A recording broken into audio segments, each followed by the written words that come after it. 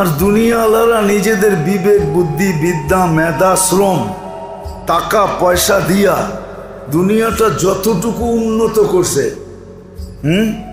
দুনিয়া কিছু বড় বড় টাওয়ার আছে না, টাওয়ার চিনেন? হ্যাঁ, দু একটার নাম জানেন? হ্যাঁ, উনি বুরুজ খলিফার নাম জানে। প্রত্যেক দেশেই দুই চারটে এরকম আছে। তো বলবে আল্লাহ পুরা দুনিয়াটা আমারে দিয়া দেন। আল্লাহ হাসবে আর বলবে বেওকুফ, কি চাইলি? মা সালতানি লাকা হাক্কুন, তোর যতটুকু পাওনা অতটুকু তো চাস না, এটা কি চাইলি? এটা কি চাইলি? হ্যাঁ, আল্লাহ বলবে এটাও দিলাম, আরো নতুন 10 গুণ দিলাম। এটা তো তুই দেখা আসছিস, পয়রা আসছিস। হ্যাঁ, এটা তুই দেখা আসছিস, দুনিয়াটা পয়রা আসছিস, এই জন্য তুই এটা চাইছস। আর ক্ষোভও ছিল যে ছিল 2 কাঠা, ওইটাও দখল করে আরেকজনে নিয়ে গেছে গা। আমার জমিনে এত বড় একটা বিল্ডিং বালায় এখন নিজে বাড়িওয়ালা। এরকম কিছু ব্যথা অনেকের দিলে থাকে না, ও ভাবতে থাকে আইতে দিয়ে দিন চায়া আমি এই বাড়ি আল্লাহর কাছ থেকে লয়ে এলাম। তো এরকম ক্ষোভের উপরেই চাবে, ঠিক না? সবার তো আর খলিফায় বুরুজে ফ্ল্যাট কিনা সম্ভব না, ঠিক না? কি বলেন?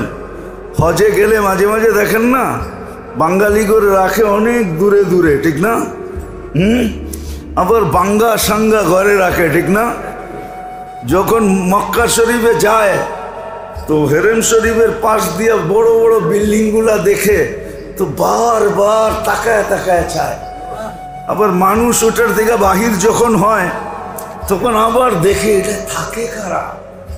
গ্রুপ লিডারে বললে আমাকে এখানে রাখতে পারলেন না, দিচ্ছেন 6 লাখ টাকা, এখানে থাকতে হলে 60 লাখ টাকা লাগে, এরমই কইতো, ঠিক না? কি মনে ধাক্কা আছে না?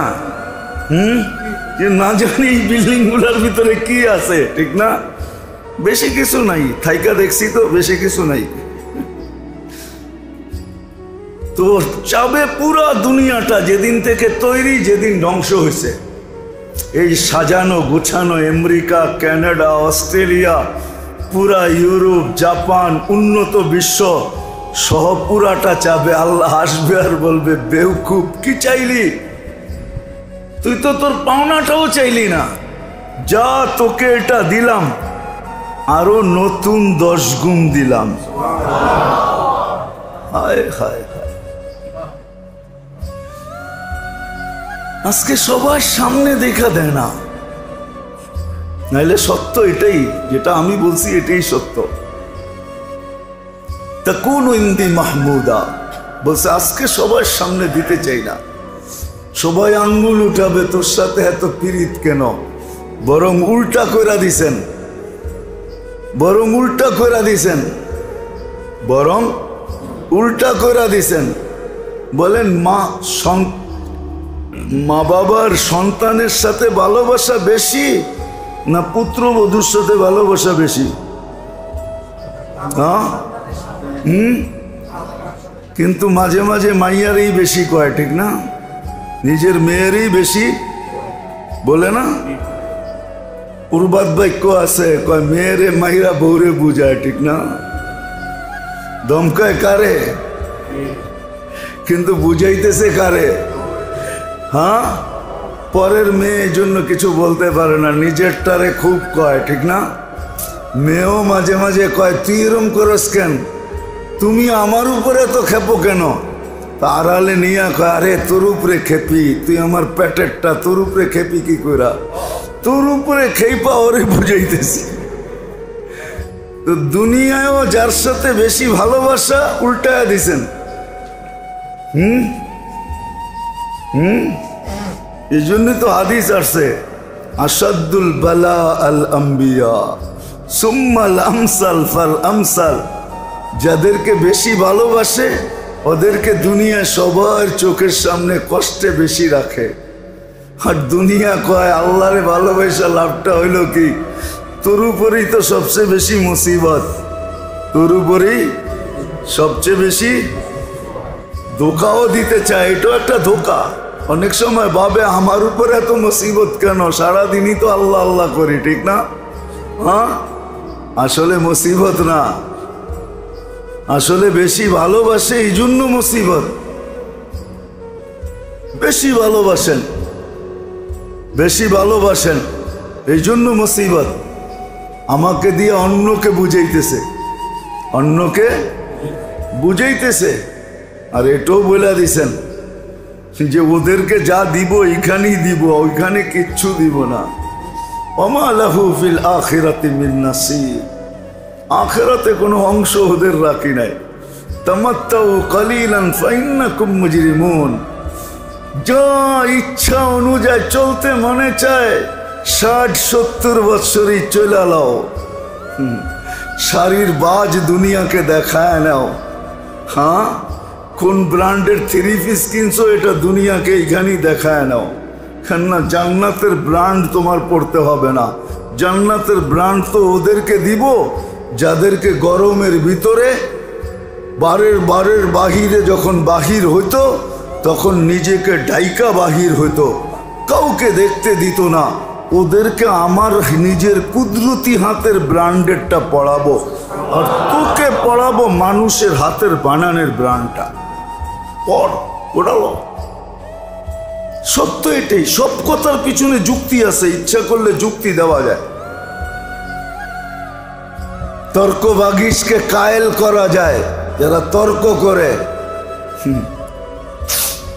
মেরে দোস্ত, ওইদিকে যাইতে চাই না, সত্য এটাই। তা আল্লাহ বলতেছেন আমার কাছে প্রিয় হবে, তাকুনু ইনদি মাহমুদা, যদি তোমার ইচ্ছাকে আমার ইচ্ছার অধীন করো। তো আসল কথায় চলে আসি, জীবনটা আসলেই গড়ার জন্য, কিন্তু গড়বে কিভাবে? অনেক দিক দিয়ে বোঝানো যায়, কেননা মানুষের কাছে যা আছে সব অসীমিত। আমাদের কাছে যা আছে এটা সীমিত, সীমাবদ্ধতা আছে।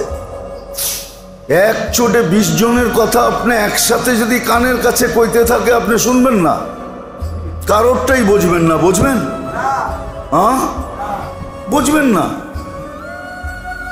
সব জায়গায় সীমাবদ্ধতা আছে। এই জন্য আমি যদি আমার ইচ্ছা মতো কাটাইতে চাই বা জীবন গড়তে চাই, তাহলে এটা গড়া নাও হতে পারে। এই জন্য আল্লাহর ইহসান যে আল্লাহ এক ব্যক্তিত্ব আমাদের ভিতরে পাঠাইছেন। রবিউল আউয়াল মাস চলতেছে, মুহাম্মদুর রাসূলুল্লাহ সাল্লাল্লাহু আলাইহি ওয়াসাল্লামকে পাঠাইছে, যার প্রত্যেকটা জিনিসের উপরে গ্যারান্টির সিল মেরা পাঠাইছে, যে প্রত্যেকটা জিনিস গ্যারান্টি যুক্ত, প্রত্যেকটা জিনিস পিওর।